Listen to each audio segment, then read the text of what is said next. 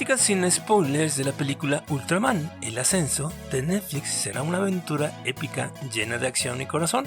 Acompáñame en este video a contestar esta pregunta. Película recién estrenada en la plataforma de Netflix con una duración de 1 hora con 57 minutos y la cual se encuentra en el género de la animación, la acción y la fantasía, donde la sinopsis nos dice que con Tokio asediado por una ola de ataques de monstruos o kaiju, la estrella de béisbol Ken Sato regresa a casa para convertirse en Ultraman. Sin embargo, su misión se complica cuando se ve obligado a cuidar un bebé kaiju de unos 10 metros de altura que escupe fuego. Así que Sato deberá equilibrar básicamente su trabajo como superhéroe, así como también su papel como padre, mientras protege al bebé de aquellos que buscan utilizarlo para sus propios intereses.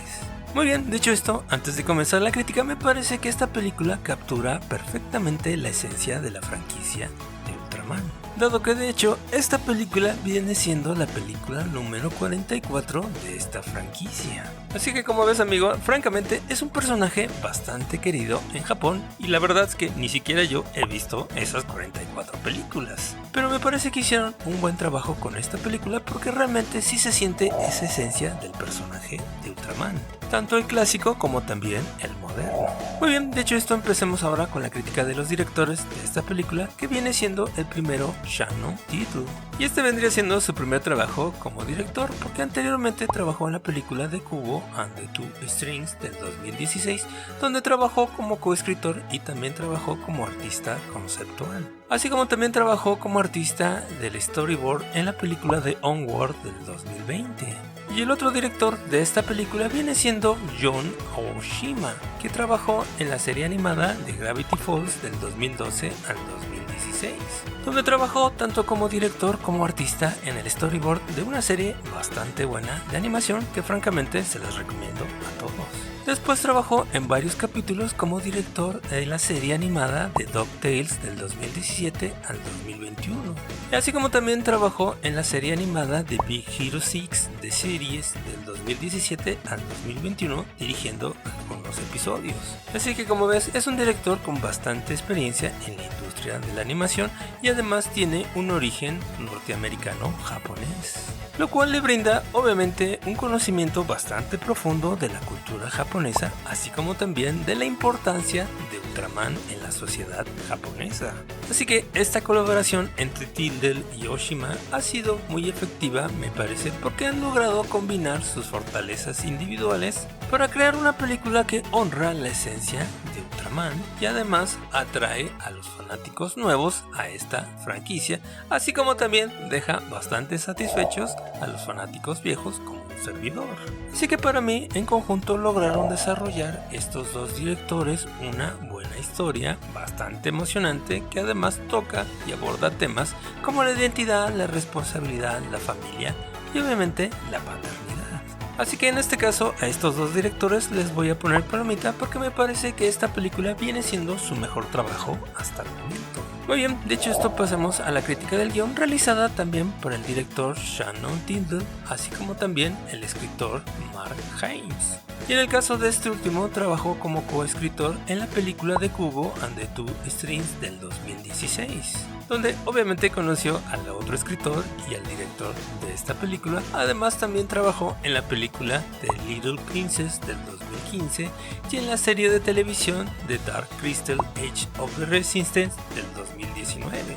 Y en este caso igual les voy a poner palomita a ambos escritores porque me parece que hicieron un buen tributo a todas esas películas clásicas de Ultraman, pero también agregando sus cosas nuevas, dado que para mí encontraron el balance perfecto entre la acción, el drama y hasta diría yo un poquito también la comedia. Muy bien, pasamos ahora a la crítica de la producción, realizada en este caso por Industrial Light and Magic, así como también Netflix Animation y la clásica productora de Ultraman japonesa Tatsubaraya Production, los cuales realmente me parece que hicieron un excelente trabajo de animación en esta película de Ultraman El Ascenso, dado que esta animación es una delicia con esos diseños de ángulos bastante exagerados que les dan un toque como de cómic de superhéroe, pero a la vez también respetan el lore bastante clásico de las películas japonesas. Aunque sí, he de decir que cuesta un poquito de trabajo acostumbrarse sobre todo a los rostros al principio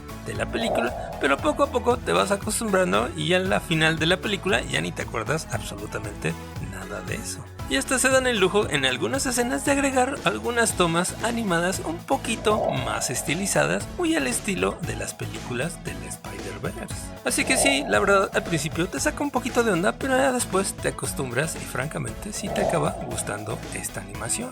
Lo mismo pasa con la música de Scott Blackwell Stafford, que francamente también al principio no se nota, pero al final termina bastante bien. Así que francamente a toda la producción le voy a poner palomita porque me parece que hicieron un excelente trabajo. Muy bien, dicho esto, pasemos a la crítica en general de la película Ultraman El Ascenso. Empecemos con lo bueno.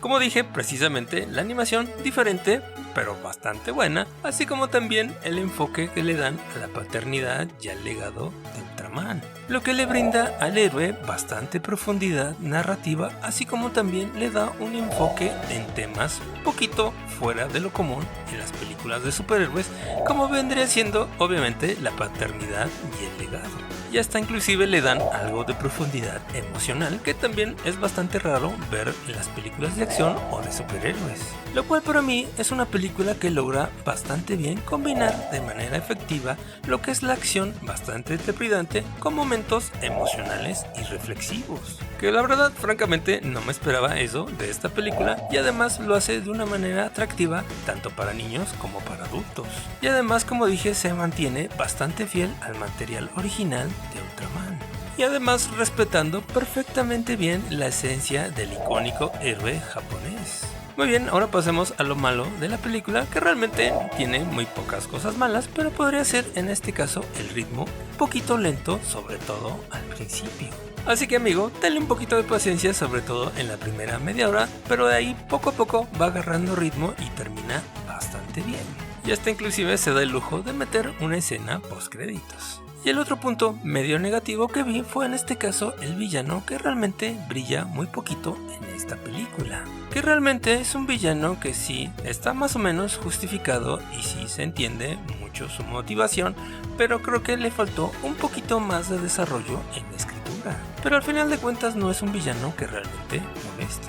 Así que para mí la película de Ultraman El Ascenso viene siendo una película bastante satisfactoria tanto para adultos como para niños, la cual, como dije, viene siendo una combinación de momentos tiernos, divertidos y de escenas de acción y homenajes a la franquicia clásica de Ultraman. Así que para mí, en resumen, le voy a poner un 8.5 porque me parece una buena película y un buen homenaje al personaje de Ultraman. ¿O qué piensas tú? ¿Te gustó la película de Ultraman El Ascenso de Netflix? Te leo en los comentarios, así como también no te olvides de suscribirte, darle like y compartir este video con tus amigos, eso nos ayuda mucho a seguir adelante. Y te recomiendo también el video de la crítica sin spoilers de la película Intensamente 2 del 2024, que francamente también está bastante bien hecha esta animación.